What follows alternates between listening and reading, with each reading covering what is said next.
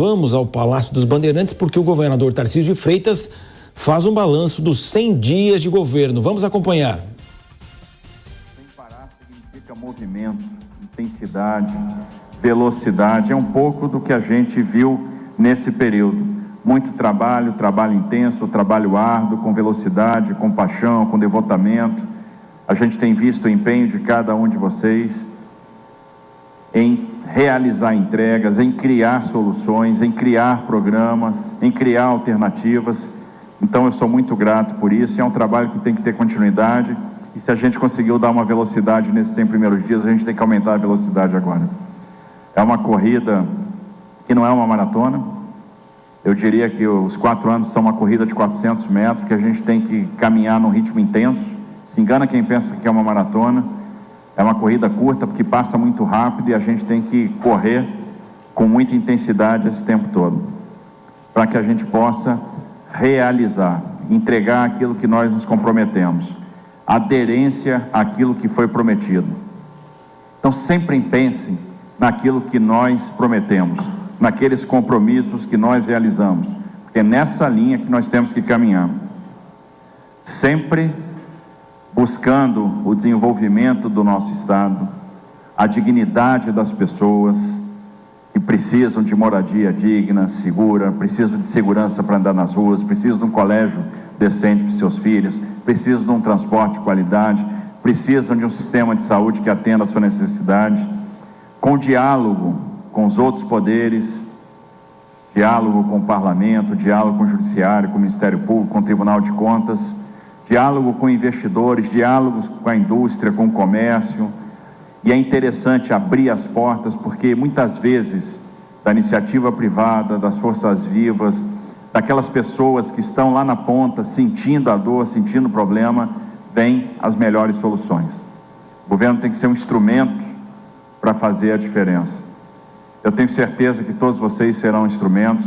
Eu tenho muito orgulho da equipe que nós montamos, e aliás, montar uma equipe de qualidade, uma equipe técnica, foi um dos primeiros compromissos que nós fizemos na campanha, e eu tenho certeza que a gente conseguiu montar essa equipe, que essa equipe está trabalhando pelas pessoas, porque afinal de contas a nossa marca é essa: São Paulo são todos, São Paulo são todas as pessoas, São Paulo somos nós, São Paulo são aqueles que esperam de nós muito trabalho, e é para eles que nós vamos trabalhar. E a ideia então é iniciar a nossa apresentação, fazer o nosso balanço. Vocês vão se enxergar nessa apresentação, ver um pouco do que nós fizemos nesse período, e eu quero dizer que eu estou muito orgulhoso do trabalho de cada um de vocês. Podemos melhorar? Ah, com certeza, sempre. Nós podemos andar mais rápido, nós podemos melhorar, nós podemos entregar mais, nós podemos ser cada vez mais criativos, nós podemos trabalhar cada vez mais na digitalização, trabalhar cada vez mais na eficiência, mas eu tenho certeza que nós vamos caminhar juntos e alcançar grandes resultados. Eu tenho certeza que esse time que está aqui vai entregar muito, vai entregar resultados, vai nos dar orgulho, vai fazer a diferença. E aí, entendo, Laís, que a gente já pode passar para a nossa sequência. Vamos começar com a apresentação de um vídeo, não é isso? Muito bem, estamos acompanhando então o governador Tarcísio de Freitas, neste momento 100 dias, agora são 11 horas e 5 minutos, daqui a pouco traremos toda a repercussão, porque a Beatriz Manfredini está justamente lá acompanhando tudo e vai trazer aí todo um resumo dessa situação. Eu quero ouvir o Cristiano Vilela.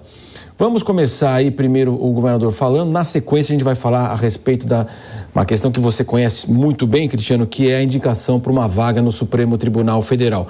O governador falando aí que é dessa necessidade de diálogo, abrir as portas. Eu sinto que o Tarcísio, embora tenha sido indicado pelo ex-presidente Bolsonaro, que o colocou, ele mesmo quando assumiu aqui no dia 1º de janeiro de 2023, ele fez essa referência que quem o lançou, quem o colocou, quem deu espaço foi o presidente Bolsonaro, mas ele faz uma diferenciação muito grande da sua maneira de governar, até porque não era político, né, Cristiano?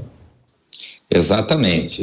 O governador Tarcísio, você veja que o próprio slogan colocado para os 100 dias de governo, ele coloca que é um governo feito para todos os paulistas. Não é um governo segmentado, não é um governo do nós contra eles.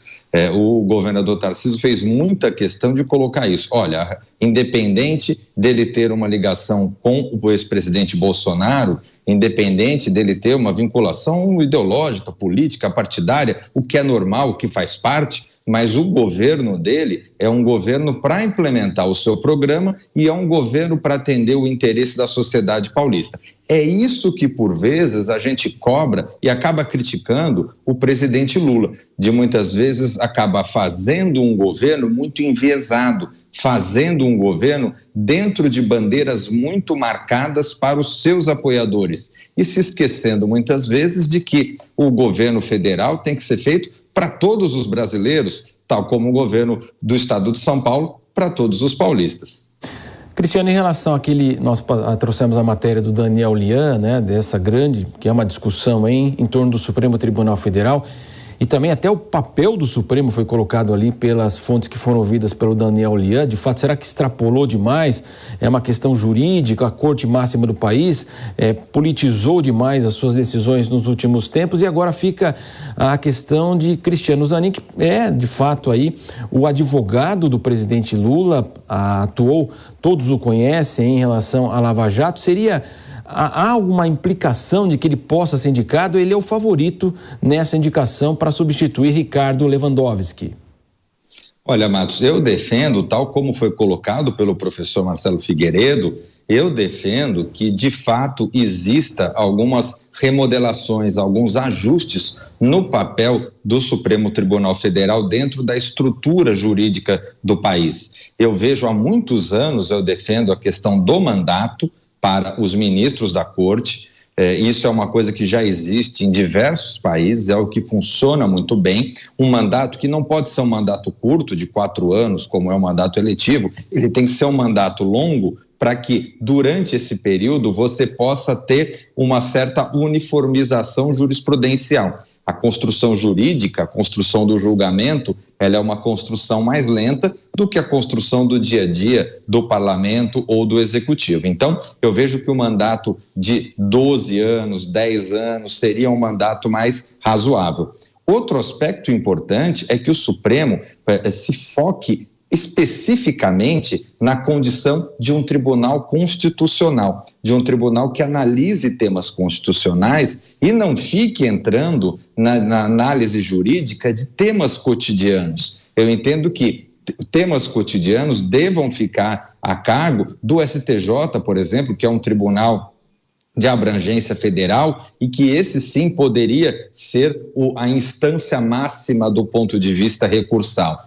O STF ter cada vez mais um papel de corte constitucional, analisando a Constituição e sem acabar entrando em disputas políticas ou em temas muito políticos que acaba fazendo com que a corte também sofra críticas, como qualquer ator político, né? Sem dúvida. E vamos dar sequência